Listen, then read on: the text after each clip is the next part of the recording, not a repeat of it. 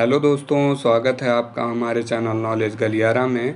दोस्तों, ऐसे समय में जब भारत दुनिया में कृषि को ध्यान में रखते हुए एक महत्वपूर्ण निर्यातक देश बनकर उभरा है, तब कुछ देशों द्वारा अंतर्राष्ट्रीय मार्केट में भारत के कृषि उत्पादों की छवि खराब करने के लिए उसे इंपोर्ट करके वापस लौटा दिया जा रहा है। जब दुनिया में रूस यूक्रेन युद्ध की वजह से फूड क्राइसिस काफ़ी बढ़ गई, तब भारत ने दुनिया की खाद्य ज़रूरतों को पूरा करने का जिम्मा उठाया और कई देशों को गेहूं समेत अन्य कृषि उत्पाद निर्यात किए।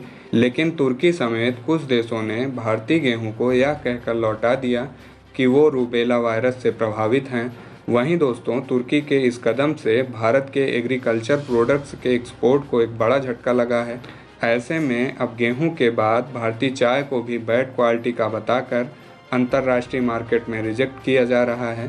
रेफरेंस के लिए आप फर्स्ट पोस्ट के आर्टिकल का स्क्रीनशॉट भी देख सकते हैं। दरअसल दोस्तों, इंडियन टी एक्सपोर्ट एसोसिएशन के मुताबिक देश और विदेश के इंपोर्टर्स ने इंडियन टी की कई खेपों को उच्च कीटनाशक और रसायनों के कारण रिजेक्ट कर दिया। तो ऐसे में आइए जानते हैं खबर को विस्तार से। दोस्तों, अगर दुनिया के बड़े चाय निर्यातकों की बात की जाए तो चीन का उसमें पहला स्थान है।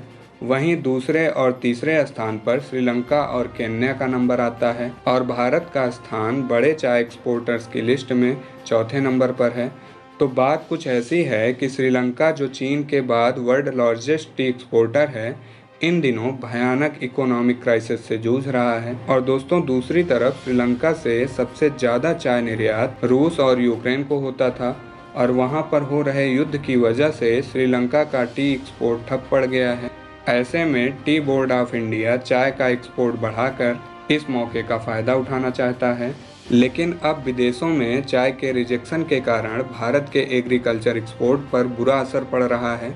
तो दोस्तों, अगर आप ये सोच रहे हैं कि विदेशों द्वारा भारत पर लगाए गए ये आरोप क्या सही हैं या नहीं, तो इसका जवाब चाय बोर्ड के एक वरिष्ठ अधिकारी ने देते हुए कहा कि हमें इस मुद्दे पर चाय पैकर्स और निर्यातकों की ओर से शिकायतें मिली हैं।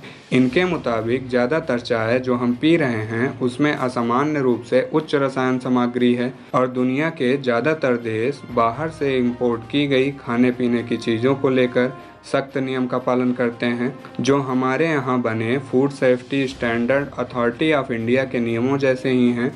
दरअसल दोस्तों, भारत में पैकेट बंद चीज़ों पर तो फसाई के मानकों का पालन हो जाता है, लेकिन खुली चीज़ों जैसे गेहूं, चावल, चाय पर यह नियम उतना इफेक्टिवली लागू नहीं हो पाता। हालांकि भारतीय चाय बोर्ड का मानना है कि हमें भारतीय खाद्य सुरक्षा और मानक प्राधिकरण के नियमों का सख्ती से पालन करना चाहिए।